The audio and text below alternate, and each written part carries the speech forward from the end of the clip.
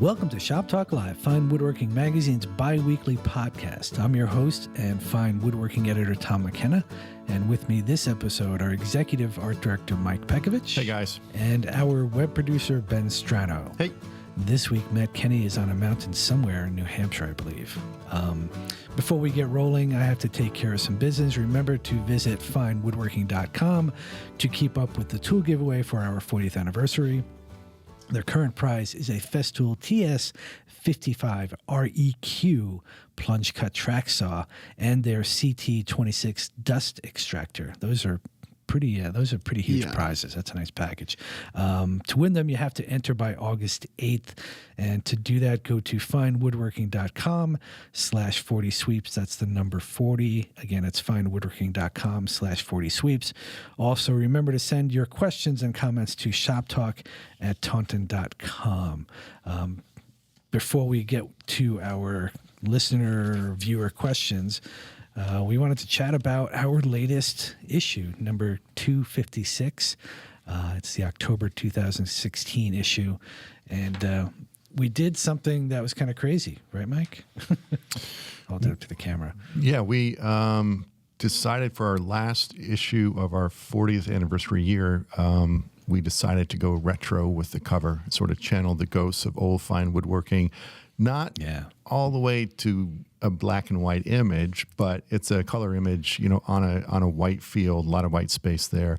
I think it's really cool. This is something, the old issues are something that I hold near and dear to my heart. And for me, it was a blast to come up with something that sort of spoke to the history of the magazine in a really fun way. Yeah, it's quite stark, the difference between the new revised cover, the one that Mike was just describing, and our as of recent traditional cover. They're very different and they really stand out. And I'm hoping that if we get enough push and enough sales on the newfangled cover, that we can make it happen for good. So, Can we keep it, Tom? Really? Can we keep it? The new old stock cover. The new old style cover. And here's the thing that might be confusing to folks is on the all the subscribers are getting the cool, awesome commemorative cover sort of thing.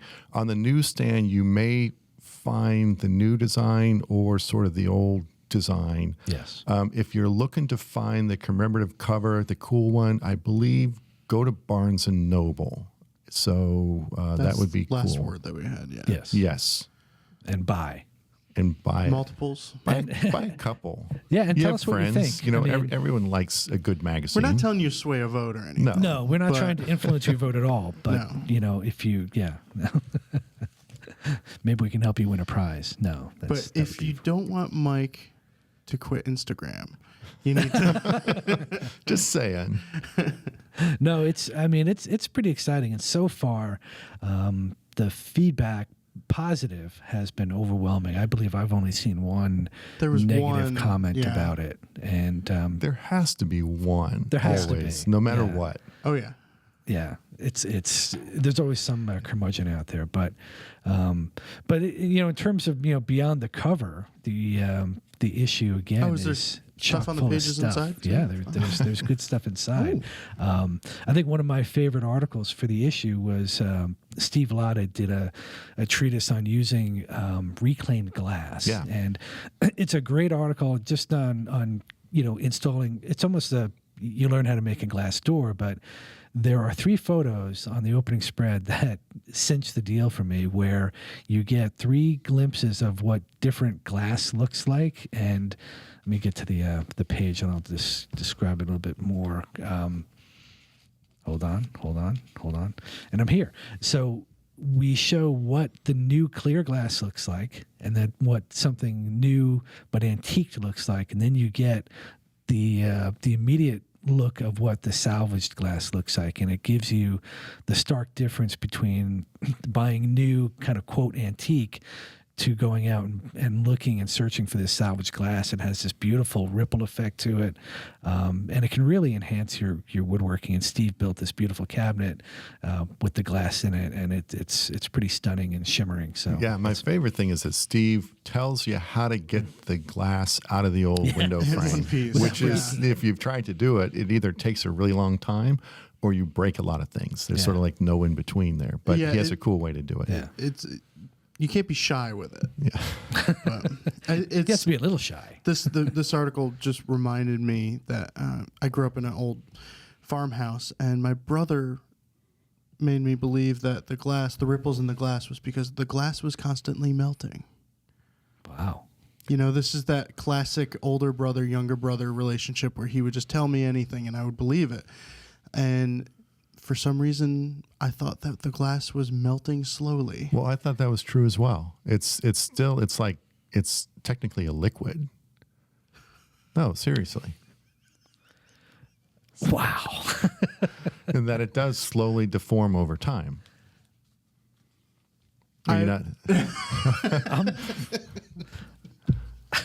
We'll have to talk to a glass expert on this. Yeah. But pretty no, sure it's not. that was my understanding. Really? Yep. I thought it was just because of the method of manufacture. Method of manufacturing back then, yeah. I don't know. I don't know anything about glass except that it's breakable.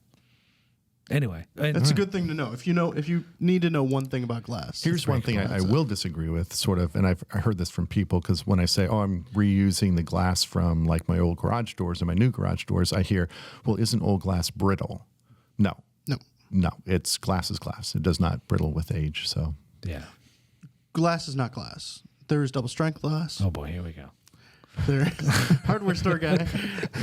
Here it comes. Ben, the hardware store guy. Yeah. So any other comments? Did you have a favorite article in here, Mike? I love the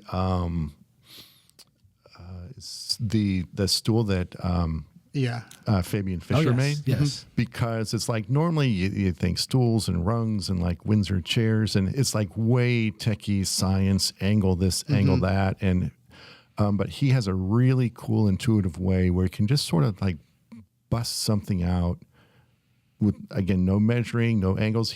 We do give you angles for the stool he's making because people are going to want the angles. We know our audience, but he teaches you how to get them. But you also don't need them. It's like drill a hole at an angle, stick it in, and then get a piece of string and connect the dots. And okay, and there's your next. Yeah. And it's really, really cool and intuitive. And I think it really sort of kind of demystifies and makes like the whole chair making process really, really fun. Yeah, I like that article too. And he leaves the tool marks, which is really cool. Yeah.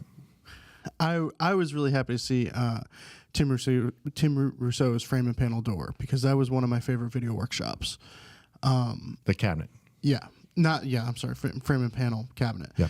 And it's just a beautiful piece. And it was actually sitting in Dylan's cube for a couple weeks, covered up. And I'd walk by and I go, I know, I need to see under that blanket.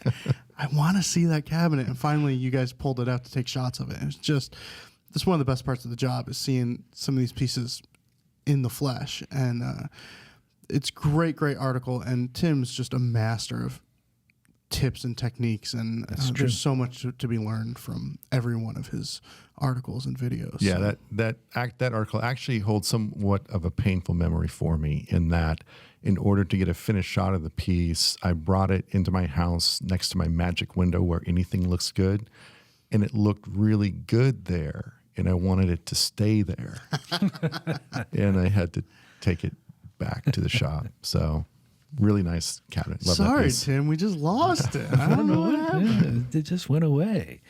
All right, well, let's start with some questions. The first one comes from Jim.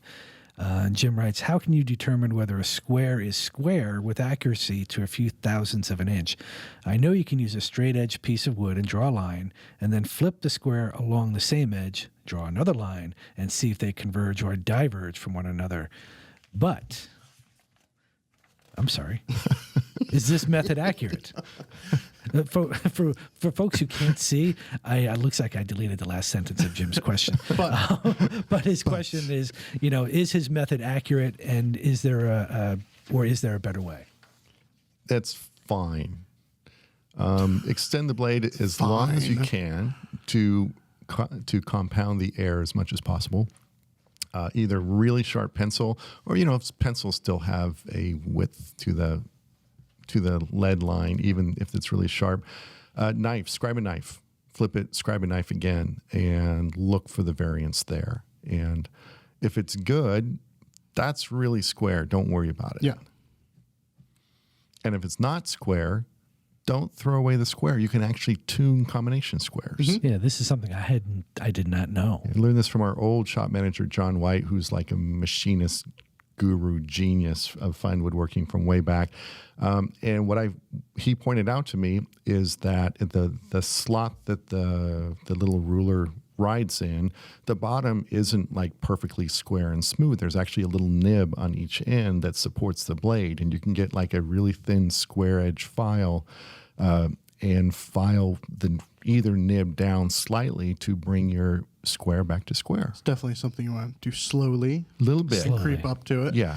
Yes. And I need to do that. I did a video, I think it was the first drawing board video I did, where I checked squares, and in the middle of making the video, it turned out that my sterret was off. I saw the video, and it's really good. I saw you do that, but I don't believe a sterret square is ever out of square. You want to check my sterret? Yes, I do. But that said, and if it is, you did something to it. Oh, well, I mean, it just moved 1,000 miles, so it was in a big. Yeah, no, I'm not going to blame sterret on that one. But I would, anytime I was buying a square, not necessarily sterret, I don't think you need to check them out of the box, but it might be worth it. But anytime you're buying a square, I would bring a board or something to the store and check it, at least with a pencil line, because the variance between squares was huge. And, it wasn't just the $100 square that was nicely squared up. There was, $10 squares that were great. The below $10, you're in that territory of not. And plus, not really worth it, the little ruler lines are probably stamped and a little bit dodgy and hard to read and stuff. But you do not need to have the $100 sterret to get truly square surfaces. It's just nice. Well, okay, to get truly square, I agree with that, but I do think you do truly need a sterret combination square, in that of all the tools I use and recommend, there's usually a preference, but then there's other options. And it's like, and I'm not too sort of, didactic about this and only this, except get a sterret square. You're going to use it every day for the rest of your life. It's the best quality. The fit and finish is great. The rules are legible and perfect.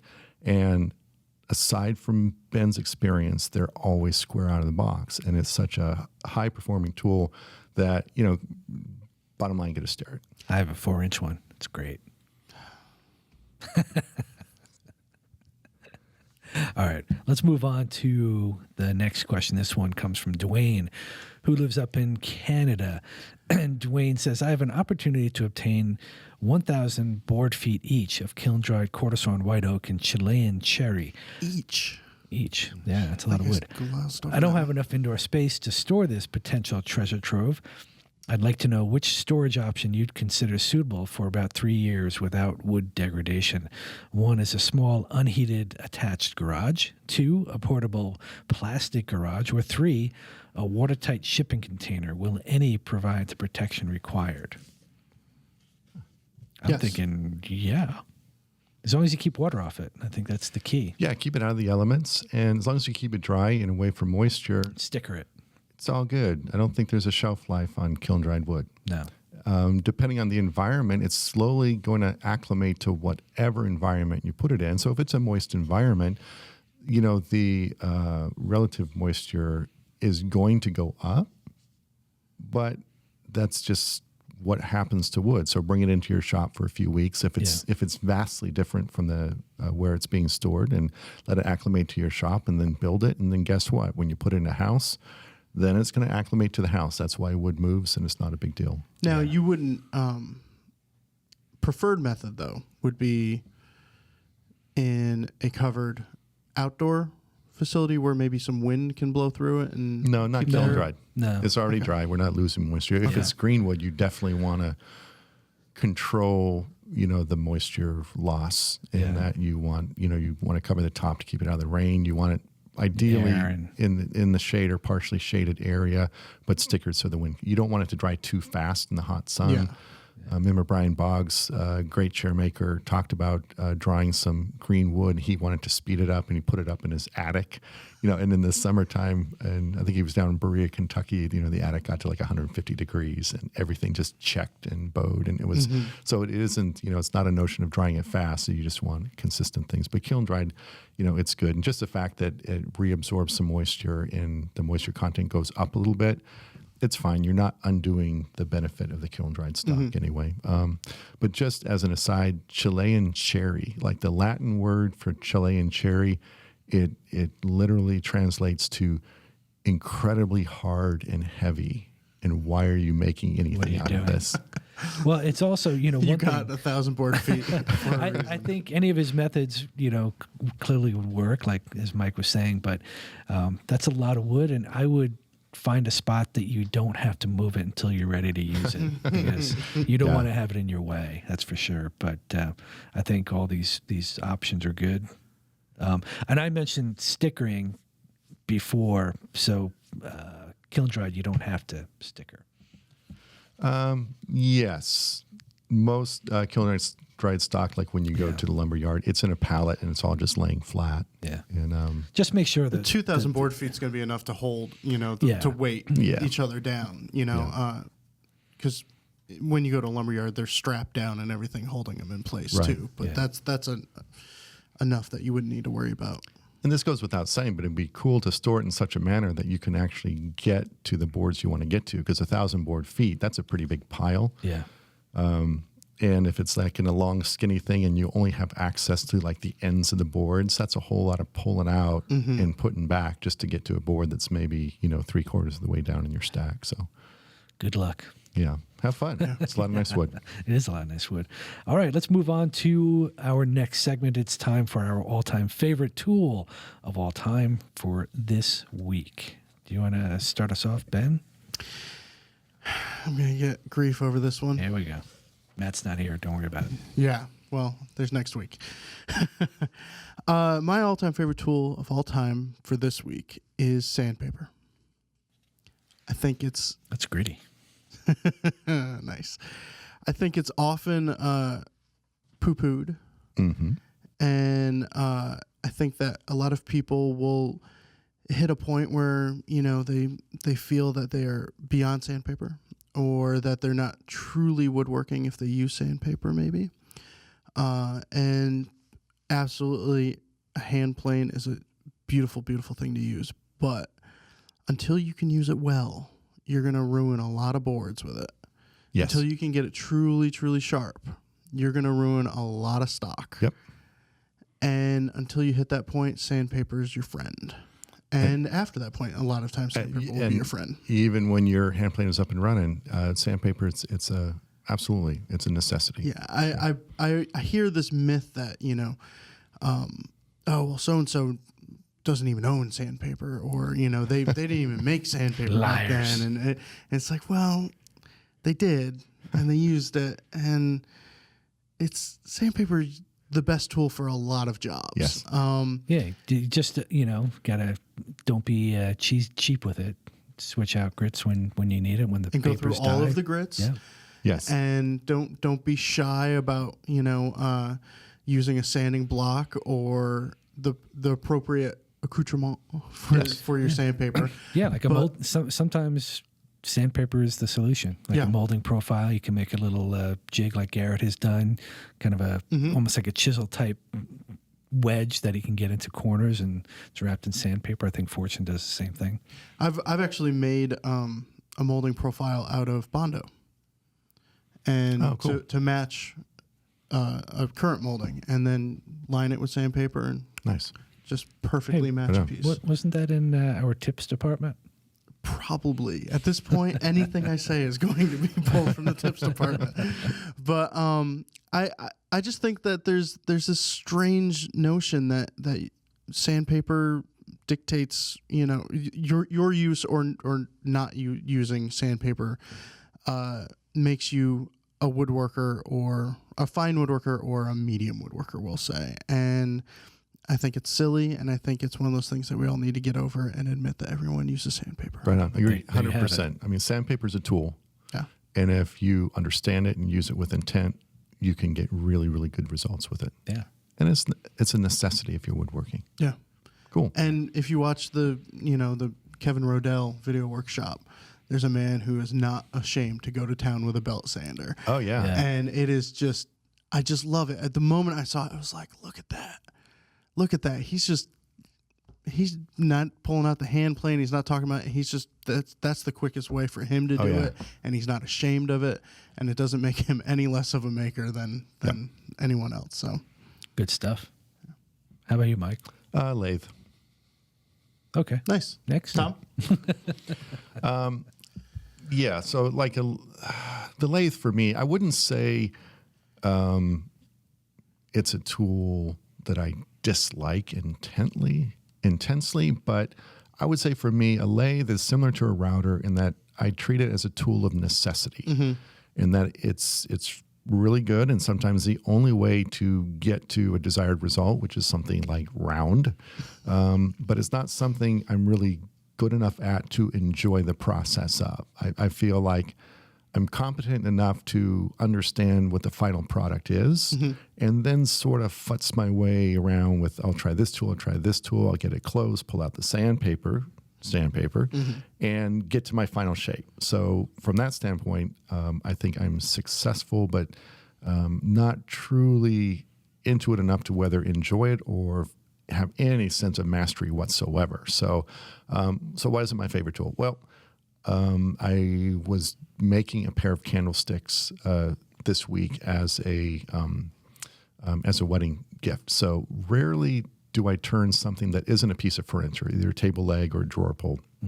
And so this is sort of that unusual instance where the turning is the final piece. And what was really bizarre, and I guess why it's my favorite tool of all time for the week, is because what I realized is when you're turning, it really, at least it puts me in a different mindset, in that if I'm making a piece of furniture, I can draw, I can do mock-ups, I can really visualize what I'm making before I cut a piece of wood. But I found out with a turned object, because it's sort of three-dimensional in form, that I had an image in my mind, and every time I tried to draw it, it's like, no, that's not it. And I felt I was being kind of irresponsible, because it's like, I just want to start turning it, because I know if I start turning it, I'll be able to get there. And I thought, well, that's stupid. It's like saying, well, I can't draw a piece of furniture, but if I make it, it'll look like the way I want. It's like, no. But turning, for some reason, I think you use like a different part of your brain. It's probably more synonymous with like throwing pottery or something like that, where I knew the shape, like I knew exactly what it was. I couldn't get it on paper, but I knew once I started turning, I could get there. And that's sort of what happened.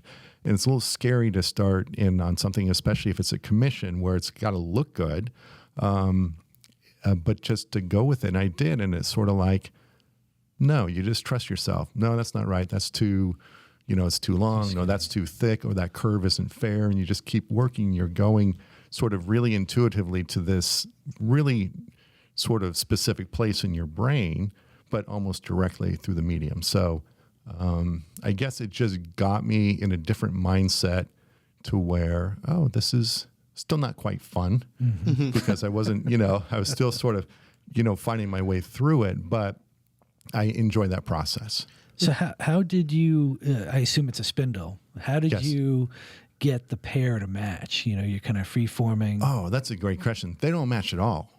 And this is the thing. Don't put them next to each other. No. But here's the thing. Because it's like, oh, you got 4 table legs. Oh, but they don't really match. Yeah, but they're going to be like 2 feet away, and you're not going to look. And they're going to, and like we're always making an excuse for the fact that we're not making exact duplicates. And I thought, well, a machine is really, really good at making exact duplicates. So that sort of gives us a false concept of perfect. So all of a sudden, if a machine does it exactly the same, then perfect is exactly the same. You know what's really hard for a machine to do? Make a mistake. Well, make things of subtly different shapes. It's true.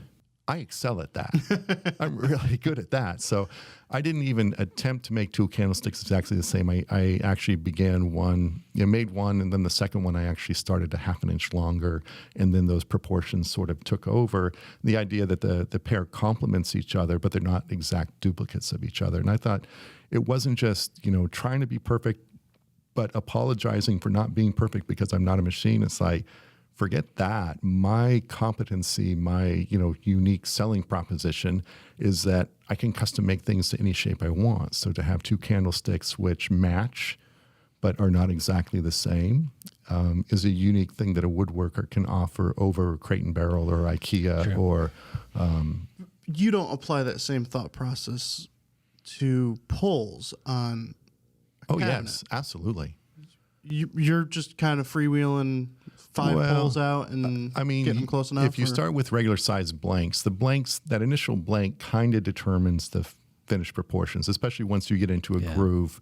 You can get fairly regular, but especially if I'm doing like a chest of drawers with graduated drawers, from heavy at the bottom to narrower at the top. If there's 7 drawers, I'll turn 7 pulls and I'll try to turn them exactly the same. But then when I'm done, I'll lay them all out, and the bigger ones go at the bottom, and the smaller ones go at the top. So you try and turn them the same, but your expectation is not to turn them. The expectation is they ain't going to be the same. All right. They're not the same. Yeah. So actually, if I need 7, I'll turn 9 or 10. Yeah. These are all good tips. Yeah. There's an article here somewhere. Turning article by Mike Pekovic. Yeah, no. Mike doesn't want to go there. Mike Mahoney just spit out his coffee. Yes. My all-time favorite tool of all time for this week is a 15-yard dumpster. Right on. This thing has been a godsend. I know I did. Haven't even put anything in it. I've just been hanging out in there. Just in my front yard. Kids are playing in it. Put a tarp in it, fill it up with water. One of my issues, I work in it's a decent sized space. It's my basement, but it's shared space with storage. And, over the 10 years we've been in the house, we've accumulated a lot of stuff, and that stuff has encroached upon my working space. And I let it happen, which is fine. But I've also acquired a bunch of things over the years that I just didn't need or never used. And so I did a quick purge in the winter, and I thought I was done. But I just recently, in the past few months, I've been working on a cabinet on stand project, and I'm still tripping over things, and I'm still having to move items to get to a certain tool or get set up. And right. I just wasn't, my time is more valuable than cleaning every time I go right. into the shop. So once we got the dumpster to clear out the rest of the basement, some other things in our house, I just went whole hog this past weekend, and I threw out a bunch of stuff. I mean, I had this old work table that I had built, and I put a roller stand on it, and my whole idea behind it was, hey, it's going to be an outfeed table for my table saw. No, it became storage for my water stones and my bench grinder, and it sat in the corner, and it had these splayed legs that I kept tripping over. And so I pitched a bunch of stuff. Nice. And so I got rid of materials that I wasn't using anymore. I got rid of some projects that I started but never completed. And I knew I wasn't going to finish them because they weren't working out very well. So I just had this cathartic purge. And now I have a shop, I set up, I've got storage where I need it. I've consolidated. I got rid of a bunch of things, and I can walk around, and it just feels really good. Yeah. So I'd encourage it. And one thing that, we can talk about it later because there's a question that's related to this that we have coming up. But it's just so nice to have a space that is organized. So when I moved, a lot of what I threw away was scraps, cut-offs, just pieces of wood that I'll never actually do anything with. And I was moving 1,000 miles. There's really no reason to hang on to them now. What's your line between a scrap that you're willing to trip over for a little while and that went into the dumpster, or did everything go into the dumpster? Everything that had a screw, anything that had was assembled. Like I had a lot of jigs that had just been lying around, and even though they're MDF, they've kind of warped out of square. Anything that looked defective or I didn't know what it was anymore, that went. Anything that had a screw, but anything, if the MDF was lying on the ground or if it was against the wall and it just, anything that looked nasty, I threw out. But MDF, I figured it's pretty cheap for me to buy. But I had some scrap plywood from, house projects, the rough, the CDX plywood scraps that I just threw out. It was just nice, I didn't throw out any hand tools, which... You didn't throw out any actual stock, though, or anything that... Any wood? You mean? No. Okay. No, I had strips of wood here and there, but that just went into the wood pile, the kiln, the fire pile. So it's a good feeling. Cool. Plus a dumpster in your driveway, you get a lot of street cred for that.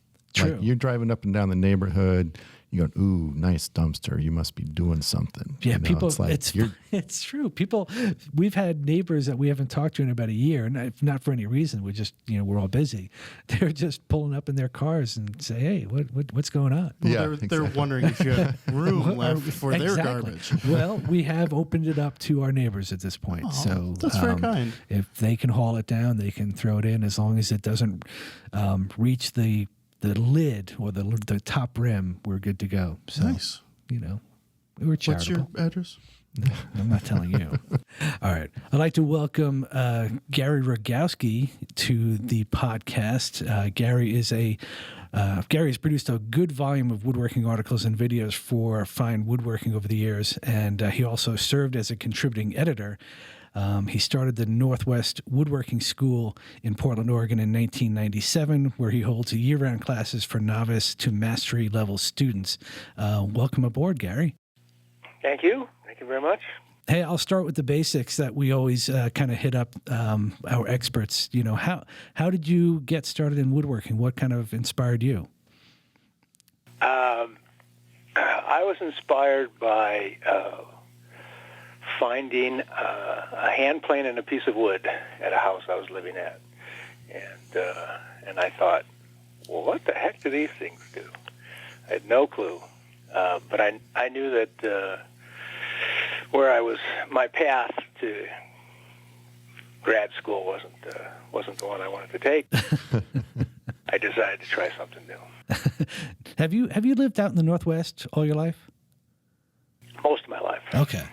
And so I came out here to go to college and met a bunch of people that changed my life.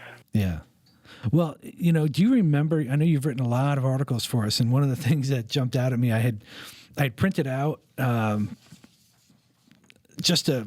it's basically an index of all the articles that you've written for the magazine and the videos you've done, and I think it's like 6.5 pages long. So you've done a lot of work for us over the years. Do you recall who your first editor was? Was it Anatole?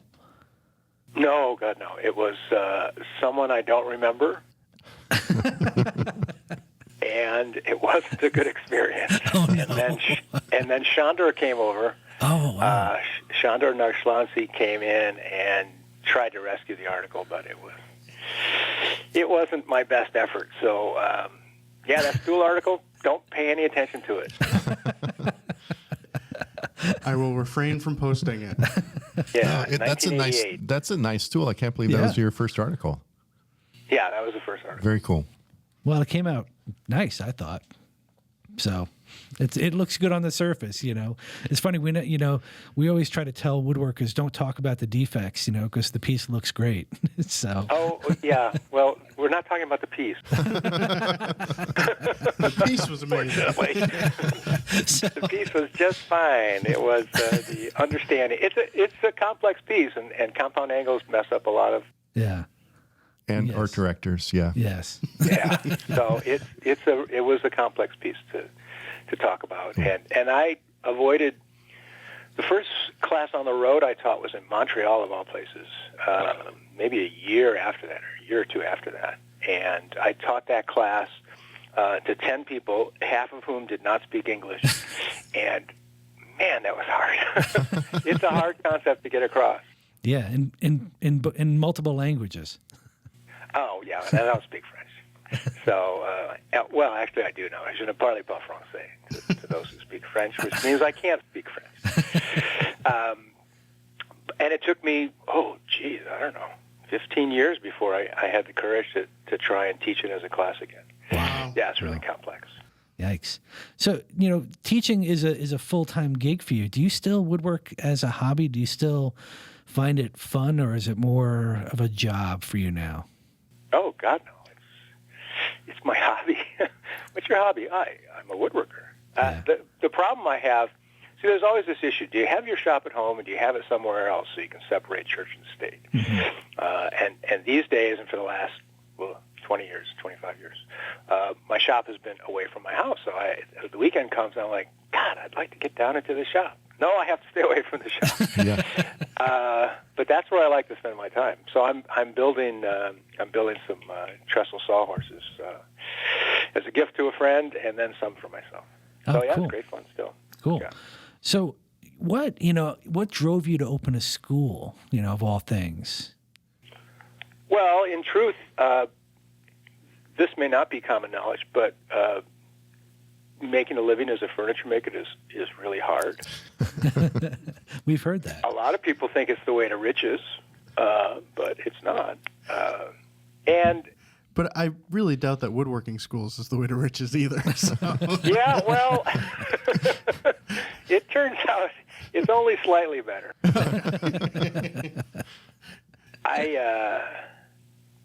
I always thought I would be some kind of teacher. I mean, yeah. I thought I was going to get a PhD in literature and go that route. But being a teacher was always something that was in the forefront of my mind. And then as I transitioned, what happened was the economy changed out here on the West Coast, and it's continuing to change. But in '95, I said, I can't afford to live in this town. Wow. So I've got to make some changes in how I do business. So that's when I started to write more for the magazine. I started to publish books and do videos and really amp up that part of my life. And then I went away for a month and tried to figure out what's the next version of me going to look like. And I traveled around the country to various schools, and I thought, I could do this. I could start my own school, and so I did.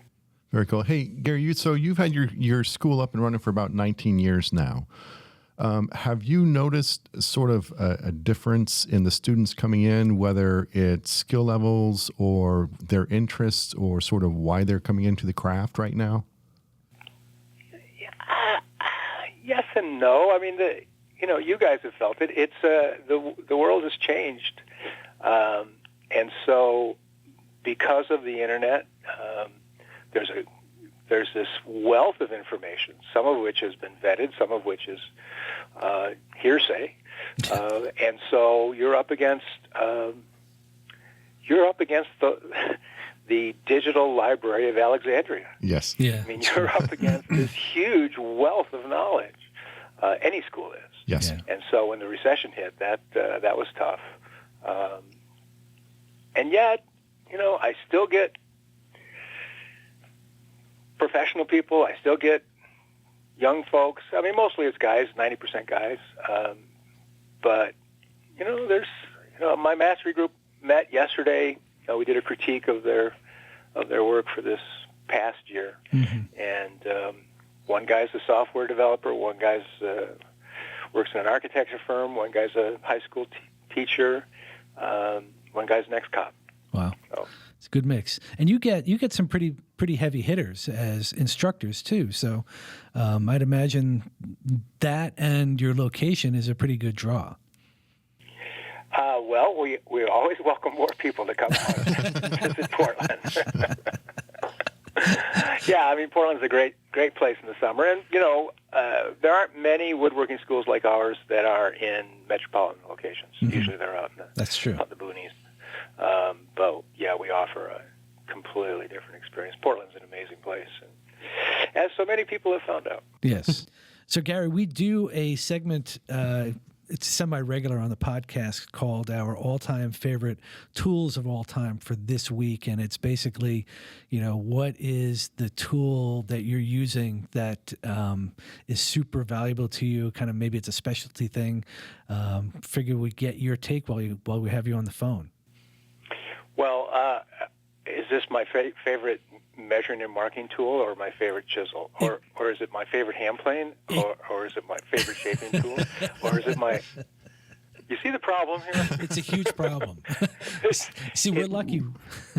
We get to spread it out over segments. All right. I went for a walk before your call, and I was thinking, okay, favorite tool. You look at my bench; it's filled with tools. That's what's so cool about it. I was going to say my 6-inch rule, my Starrett 6-inch rule, but I've replaced it. So because the one I used for 30 years wore out. No way. Wow. The numbers. No, actually the corners. Okay, you wore out a ruler. That's impressive. I wore out a ruler. And then I was going to say my low-angle block plane because I love that thing. But no, it's a mallet that my dad gave me. Oh, cool.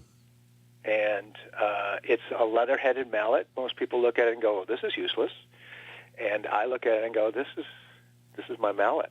I have 6 other hammers that are hanging on the rack, but when I chop out a mortise, that's the mallet I use. And, wow. I almost broke it once. And I'm so happy I didn't. It's such an important thing at the bench to step away from it sometimes when stuff happens. Yeah. And, so I'll always remember that moment when I just so mad at myself for being so stupid again.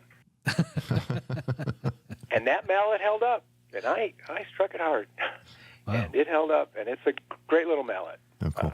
So it's not just its survival, but its use and memory around the shop. Oh, that's awesome.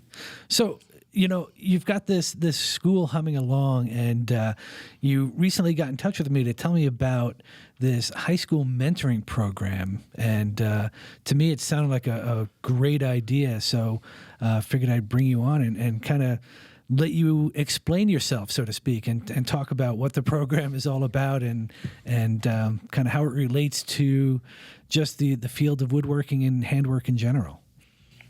Well, you and I had a brief conversation about this, and I mentioned a conversation I had with the former publisher of Fine Woodworking 20 years ago, John Lively, who said, the future is our children. Those are the people we need to start training because they're not getting access to training in schools any longer. That's not entirely true. There are some shop programs left, and I hooked up with long story, but I hooked up with a sawyer down in Albany, Corvallis area, where Oregon State University is.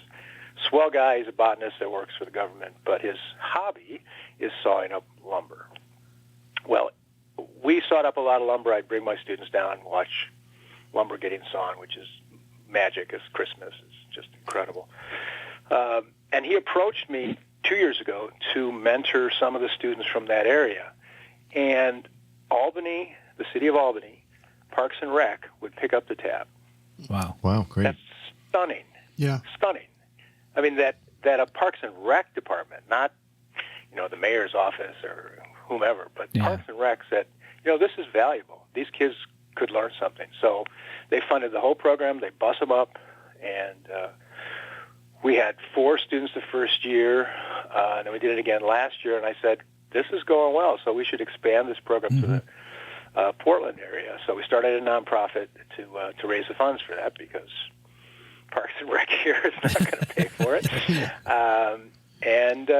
We started off, and we're probably going to double our enrollment for next year. Wow, that's awesome. And how are your mentors chosen? What's the process? Well, we have to go through existing shop programs. So kids need to be working in a shop because they need to practice. I mean, I see them once a month. Okay. For 6 hours. So that's better than their shop class. For many of them, a shop class consists of 50 minutes or an hour and a half with 30 other students. Right. Now, I don't know about you, but it takes me about 2 hours to get my head into the shop. Maybe longer. And they have, they've got an hour, and there's 30 high school kids. So, the hormones are aging. There's too much noise. It's crowd control for these shop. That's true. Yeah, and they also have to. Very difficult. I'm sorry. They also have to allow 15 minutes at the end for cleanup. Yeah, right. Clean up that blood. It's a tough job. Yeah. So,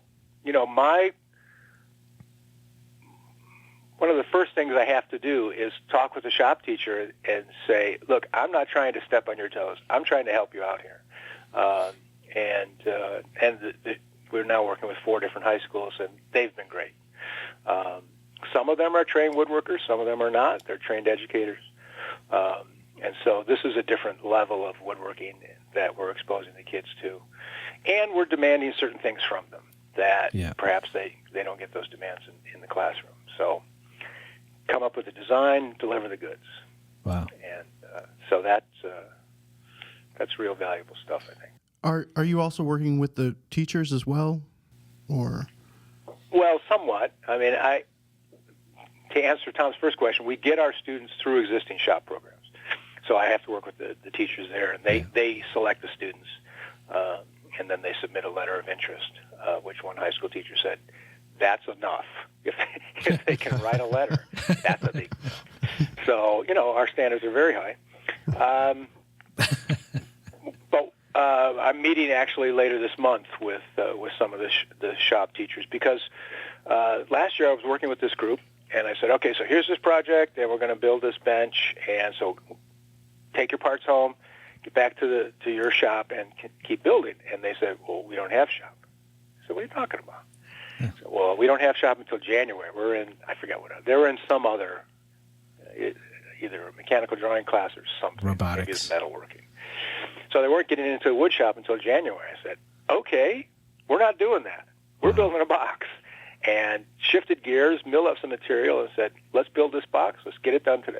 Awesome. And so keeping kids at that age involved is really critical, and giving them a lot of positive feedback is really important. So I'm meeting with some of the shop teachers to talk about simple projects, easy stuff that they can access and show kids how to build.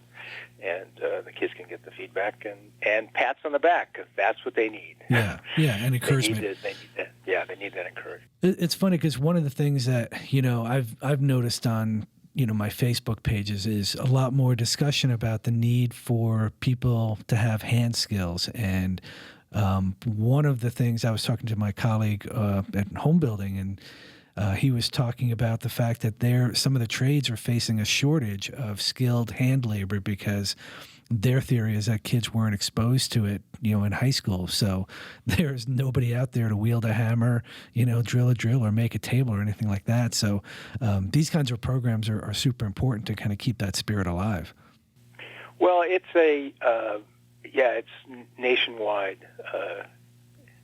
failure in the educational system to not recognize the value of working with your hands. I'm working on a book now about that subject and the value of quality. And I was rereading Twyla Tharp's book, Twyla Tharp, the Modern Dancer, talking about how movement stimulates. Mm-hmm. Movement stimulates the brain.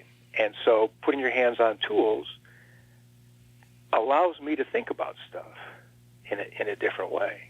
Yeah. And it doesn't matter if I'm devoting my life to building furniture. If I'm a doctor, it gives me a chance to think about, okay, what about this, or what about this, or there's something about physicality that's important to us, and 8 hours in front of a computer screen is not physical. Yeah, I read a similar article about the effect of hiking on your brain and how it's that same effect where it's stimulating, relaxing, and it's good to get your face away from an electronic screen. Yeah, I think stuff. it's really important. So what's the charity, or what's the program name, and what's the URL, and how can people help? Well, the charity is called WIN, Woodworking Ideas Northwest. The program is Woodworking Internships Northwest, so it's WIN Oregon, WIN Oregon.org. And, there's a donate button. We've got a fundraiser coming up in October. Awesome. But we would welcome all sorts of tools, wood, ideas, dollars. It's a different world, the nonprofit world. I worked in the no-profit world for many years, and so it's different. There's a whole industry associated with it. There's people who do fundraisers for you and raise money for you, and this and that. So I'm learning a lot about that world, and started the board several years ago just to sort of get the hang of it. Peter Korn mentioned to me, he said, "No one knows how hard you have to work running a school except me," which I thought was really nice. Wow. And I said, "Well, I'm thinking about starting a nonprofit." He goes, "Oh, you're going to have to work twice as hard." He's a smart guy. Yeah, well, he is a smart guy. So, it's a lot of work, but I think it's a worthwhile effort, and so we're I agree. out there swinging. So for folks who don't have a pen in their hand, we'll post the URL and the details on the website, and we'll try to spread the word as much as we can. Thanks for coming on for 10 or so minutes and sharing this. This is great stuff. Well, thanks for having me. I appreciate it. Good talking with you, Gary. Good talking to you, Gary. Thanks, Gary. All right. Take care. See ya.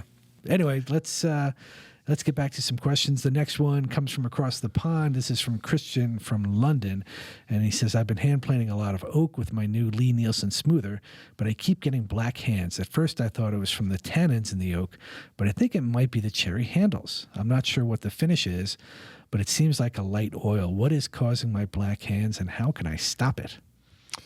It's the oak. It is the oak. Yeah, I agree. It's not the cherry. It could be, if you have a cast iron Lee Nielsen, it could be the combination of the iron, your hands contacting the iron, and then the oak, because, it's basically the tannins react to the iron and turn your hands black. So it's definitely the oak, and there's some reaction to it. It also could just be your natural pH balance. I mean, people get black hands working with oak.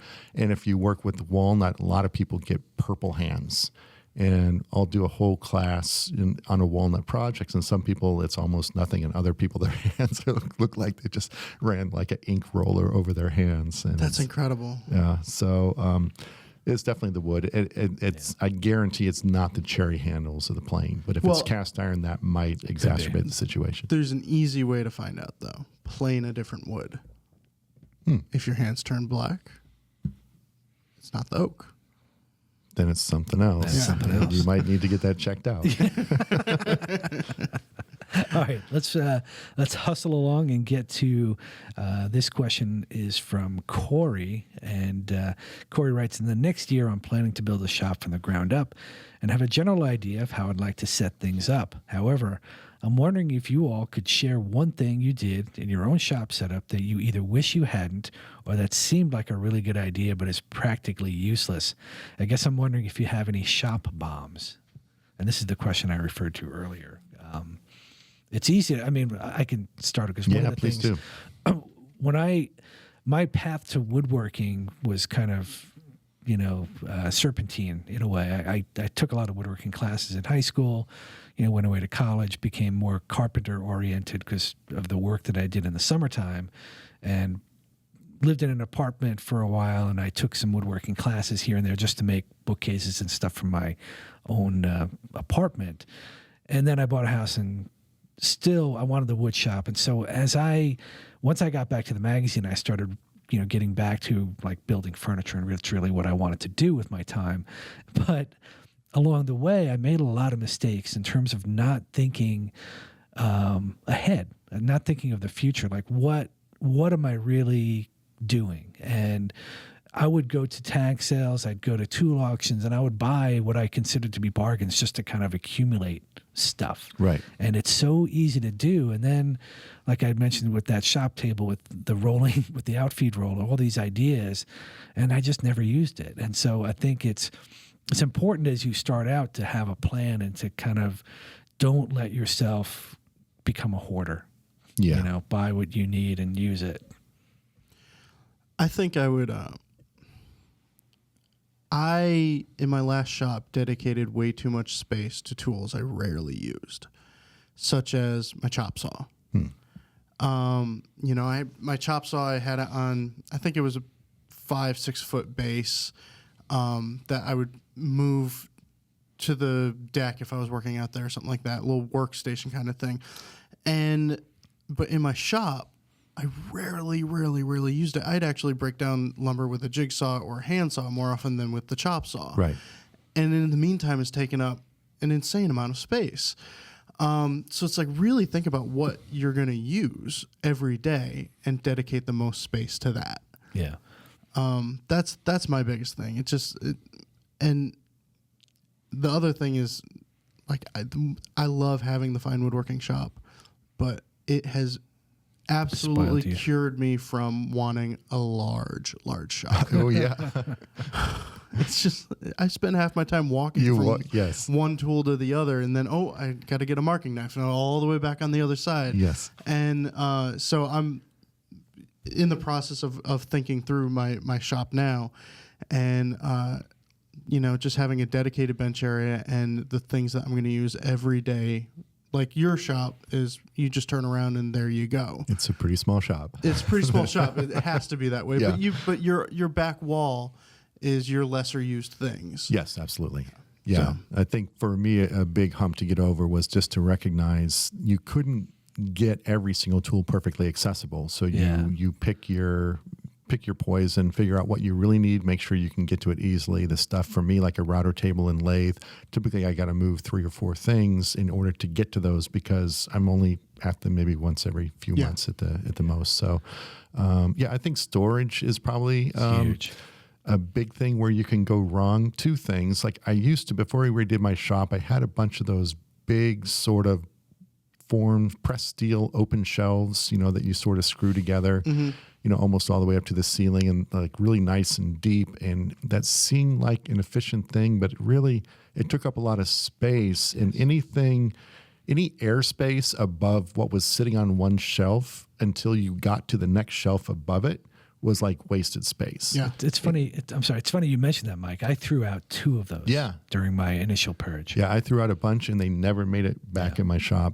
The other thing is cabinets with doors are, again, for the same reason, it's a lot of volume, but typically if there's only 2 shelves behind a cabinet, it's not a lot of square feet of storage space. And that's what I learned was the key. It isn't how much like volume, it's square feet, meaning how much room is there to place things on. And for instance, a cabinet with, maybe 6 drawers, even if they're really shallow, is really, really efficient, because a 6-drawer cabinet, you're multiplying that footprint times 6 in terms of the square feet of usable space. So, those little kind of pre-made shelves aren't that efficient. Cabinets aren't that efficient. Cram as many freaking drawers into your shop as you can. Yeah.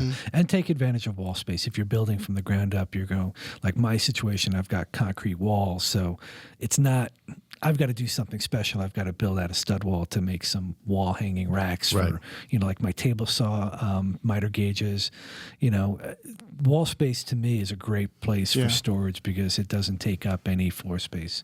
Yep. And it keeps it, still looks pretty neat and tidy. So there you have it. There you go.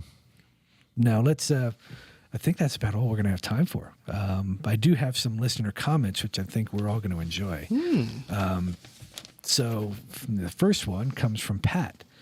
And Pat says, your podcast fills a void in my life. I listen on my commute to and from work, and I laugh at your silly banter and random musings while you attempt to answer reader questions, but instead get distracted and go down unpredictable tangents and rabbit holes. Rock on. That's interesting. Azrael Redeemed writes, keep the humor for sure. I think it's a fine line between structured entertainment and random humor in a daytime AM talk radio show. Fine woodworking has for sure hit that square and level on the highest 5 out of 5 nails. I'm not exactly sure what that means. It's a good thing. It's kind of it's a builder term. I nails. Gotcha. The only reason I started to listen is due to the 2 L's this show offers: learning and laughter. I know. How nice. I like that. This one comes from Clive. Asinine you may be, but your answers are serious, considered, and valuable. The banter is so much a part of making the podcast useful and entertaining without the pedantic intensity to which you could easily fall prey. Nicely written. Nice. That's really sweet. And we'll wrap it up with this one. This one comes from Jock. who was very kind enough to post his phone number on our comments page for the previous podcast. You have been blathering on these podcasts for 116 hours so far.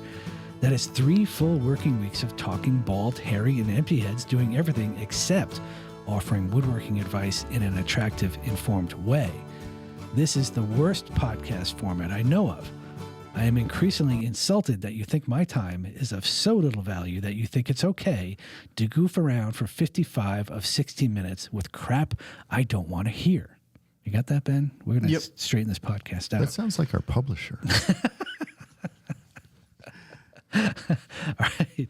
So I'm gonna speed the whole episode up 8 times for Jock. Definitely. That's all for this episode of Shop Talk Live. Tune in again in 2 weeks on August 19th for our next episode. Please spread the word about Shop Talk Live to your woodworking friends and neighbors. You can catch the podcast via iTunes. And while you're there, please give us the highest 5-star rating. And don't forget to leave your comments. We do enjoy them. You can also stream the podcast on the web at shoptalklive.com or catch us on iHeartRadio. Finally, you can keep up with Fine Woodworking on Instagram and on Facebook, and look for all of us on Instagram as well. Thanks for listening, and have fun in the shop.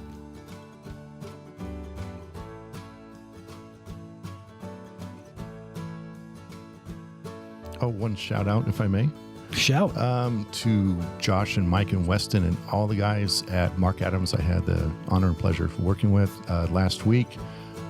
They're good podcast listeners with good comments, and good working with you guys, and keep woodworking. Keep it coming. That was really awkward. Hi, Mom.